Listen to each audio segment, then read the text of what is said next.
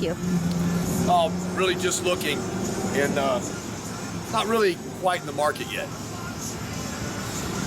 Welcome to PK52, an episode of the Saturday morning meeting. Harley Davidson jacket, Harley Davidson t-shirt, looking at a Harley Davidson. So what prompts a customer to say, I'm just looking, or I'm not in the market? In the next few minutes, we'll talk about how to overcome the objection, I'm not in the market. Stay tuned, more of Saturday morning meeting. The two questions we're gonna have this week, again, everything's prompt with I'm just looking.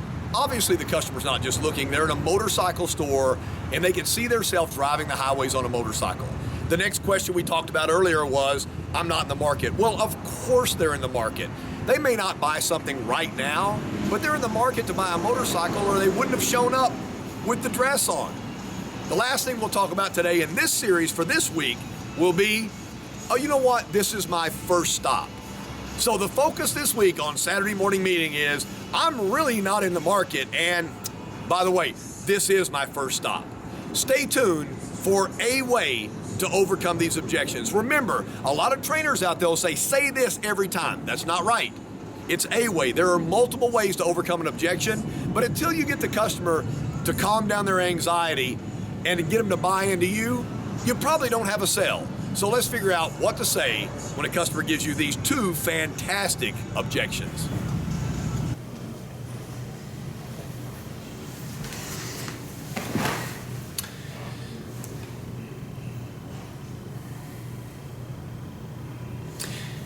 Well, I just left the motorcycle shop and you could see the customer's anxiety.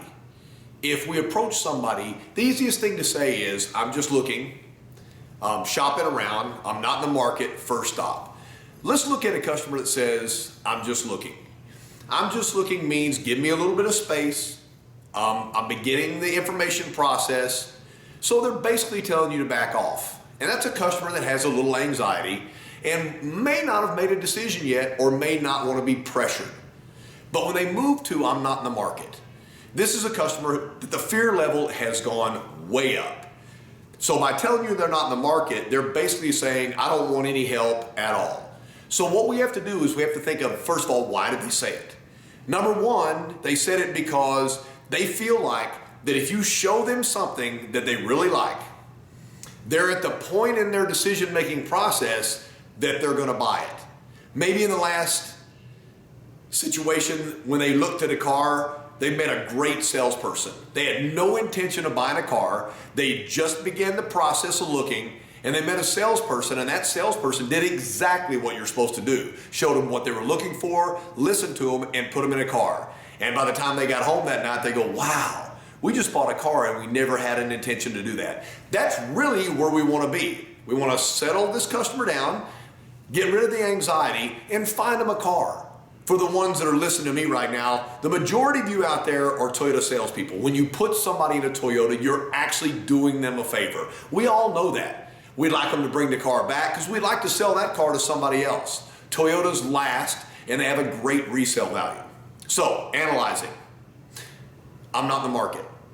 Here's a way to overcome that objection, not the way. Remember, we're never going to look at you and tell you this is the only way to do it. But we're talking about it, we're bringing it up, and now we can study it. Remember, all kinds of athletes continue to practice. Football players show up to football camp well before the season. Baseball players take batting practice before every single game. All this is training, is practice for when I really get a customer. If a customer looks at me and says, I'm not in the market, the first thing I'm gonna do is I'm gonna bring my hands up. This is my body language saying, I have heard what you've said. There is no hurry. There's no pressure from me. So my body language is going, my statement is, that's okay. I'm here to provide you all the information you need. I love the word all because it is the largest word in the English language. If you say all to somebody, that's everything. If they come back and say, well, what is the price? You shouldn't have said all because you need to be able to give them the price. What you tell somebody, my job is to give you all the information you need. But if you were, what would be most important to you? Let's put these together. I'm not in the market, and your basic statement to them is, if you were, what would be most important to you?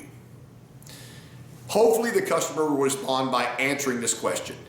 Be very cautious when they answer the question, because this is where I believe that the majority of salespeople will lose it. The customer comes back, thinks about it, and says, you know what, when we decide to buy something, the most important thing is going to be safety or fuel economy, or we need a car with some space for the family. If a salesperson hears something that's in their wheelhouse, in their forte, for example, I think the most important thing to us would be safety. And immediately the salesperson says, safety? In the car crash, the dummy physically walked away. So what we've done is we got the customer to relax enough to tell us what they were interested in, and as soon as they gave us something to go on, we went right back at them, which is not what they wanted. So my advice would be, if they answer your question, safety. So you know what, that was interesting that you said safety, can you tell me more? Once they tell you, well, you know, I've got young children and whatever they fill in the blank, and then perpetuate their conversation by saying, can you give me an example? For example, and so that I'll further understand, tell me a little bit about what you mean by that. And what we're doing is we're getting the customer to have a conversation. We can always get to the point where if you've done some research online, what have you found out about the Toyota that you thought was something worthwhile? One thing I know for a fact is the customer will never be upset with their own words. But the moment we push, that's when people start to shut down. You don't have to be in a hurry to push. You can always ask somebody to buy the car. Give them a minute. They've asked for it. I'm not in the market. Hear what they're saying. Give me a minute and have them start to talk. You may find out that what they tell you is exactly what they're looking for. Okay, I don't want to take all day on this one. This is our first stop, which means we're not buying anything right now. We're about to shop around. We may spend the next 3 or 4 weekends looking at everything out there until we get our best overall price or till we find the car that we really want. This is our first stop. Here is a way to overcome that objection, to maybe perpetuate the conversation so that the customer might buy into you, so they'll take delivery from you, which is the goal. I want everybody to understand my goal in having this conversation with you is to make sure the customer listens to you long enough and stays with you long enough so that you can sell them a certified, a used, or a brand new car. That's fantastic, and that's what we're looking for. So the customer says, this is our first stop. And I said, really? Can I ask you a question? Why did you make us your first stop? Go another way. So obviously you've heard something about us, or we were convenient. Why were we your first stop? A lot of salespeople will do this. This is my third one. It's not the one I like the best. But in your first stop, now that you've started the process, what did you hope to accomplish? Any of those work for me because what it's trying to do is get the customer to engage in conversation. I'm going to try not to talk. I want them to talk. This is your first stop? Can I ask you why you chose us first? Several answers. Well, you know what? We live in the area and you guys are real convenient, so you were the closest. You've got to take control of that one. So you know what? One of the things that I pride myself on as a salesperson is my commitment to my clients after the sale. For example, Saturday morning, you want to bring your car in for an oil change. It's 8 o'clock in the morning. I'm already at the dealership. We don't even start till 9 o'clock.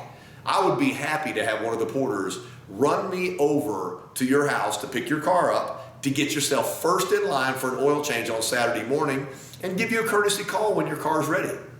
That would be something I could do for you. Now, if you were 40 miles away, which you may end up at the end of the day shopping a bunch of Toyota stores and end up 40 miles away from home. There's no way I can do that. So if convenience and service after the sale are what you're looking for, I just want to offer my services right now. I'm glad you shopped us first.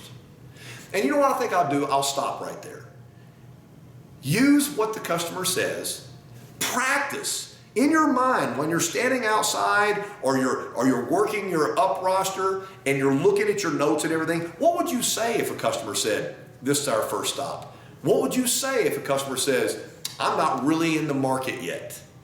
Practice, practice, practice, so that when the customer does say this, that you have an answer, and the answer is keeping that customer talking, getting rid of anxiety. Here's the rule of twos. I apologize before I get, this is one of the oldest rules in the history of all sales. You have 2 eyes, you have 2 ears, and you have 1 mouth. Great salespeople look and listen twice as much as they talk. This has been a chapter, an episode, the second in a 4-part series on overcoming objections with PK52, the Saturday morning meeting. See you guys next week.